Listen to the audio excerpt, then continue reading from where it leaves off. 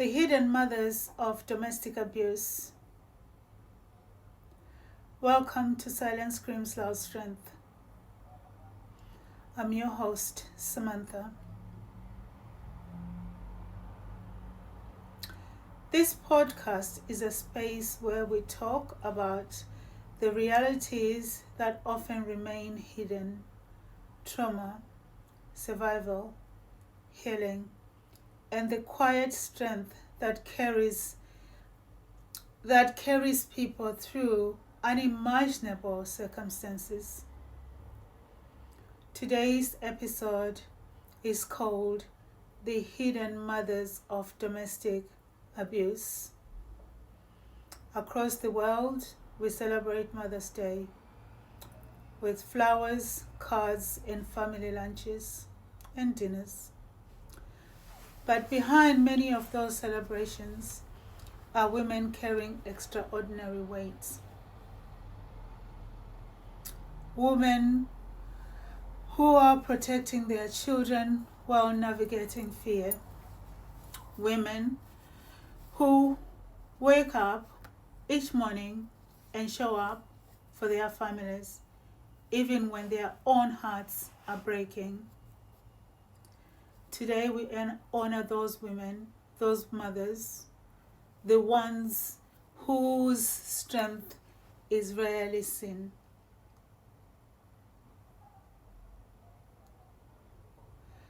Motherhood is often portrayed as a joyful, nourishing, and full of warmth event. And it can be. But for many women living in an abusive relationship, motherhood becomes something else entirely different. It becomes a front line of protection. Many mothers experiencing domestic abuse are constantly calculating safety. They are watching the tone of their voice or the tone of the voice in the room. They are monitoring tension in the room.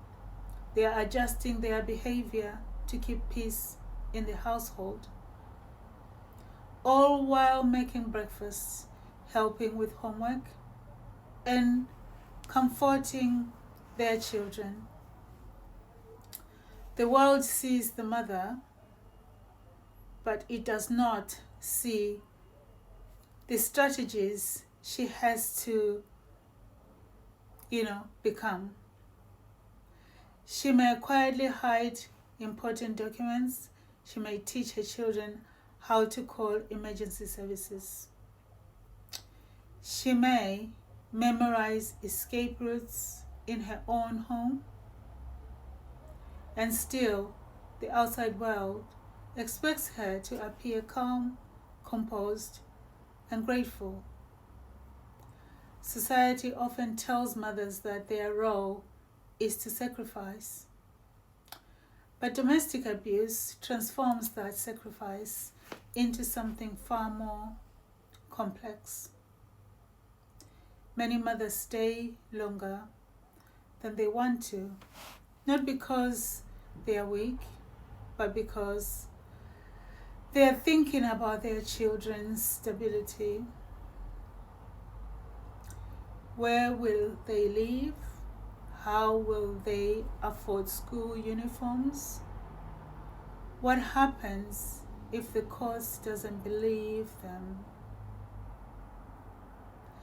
These questions weigh heavily on mothers who are already carrying emotional trauma, and yet they continue.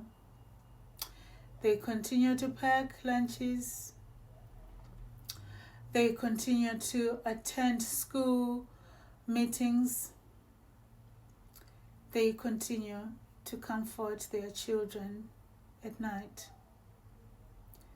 This is not weakness.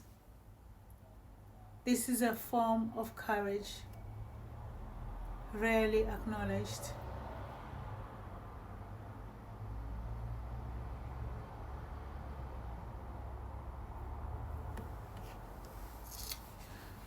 One of the greatest failures of our safeguarding systems is that they often focus only on visible incidences of violence.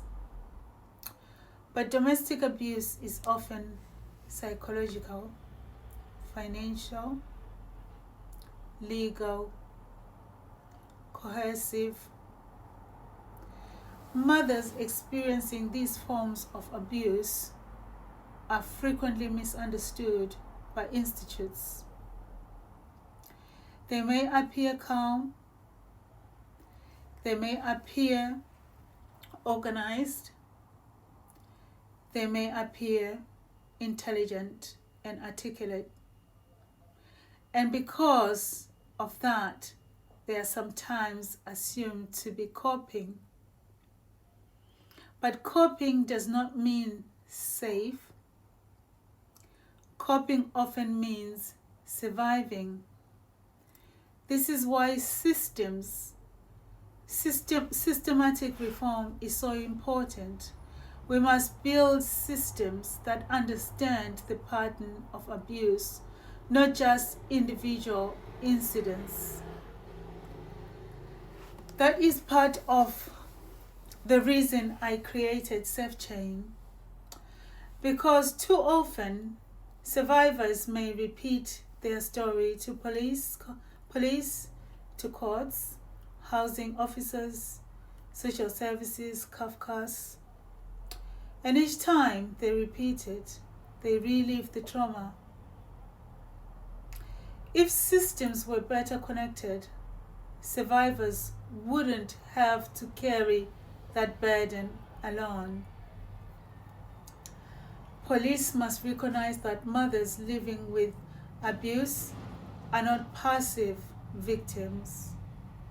They are often the primary shield protecting their children and themselves, and that deserves recognition, protection, and respect.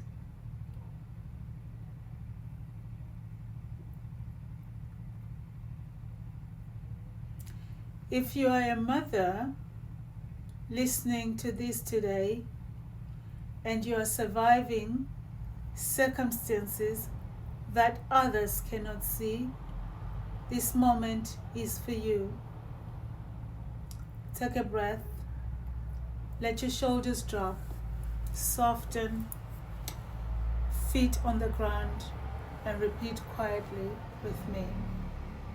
I am stronger than the silence around me. I am protecting my children in ways the world may never fully understand. My courage matters. My voice matters. And my story deserves to be heard. You are not invincible. Your strength is real. Share this episode with someone who needs to hear it.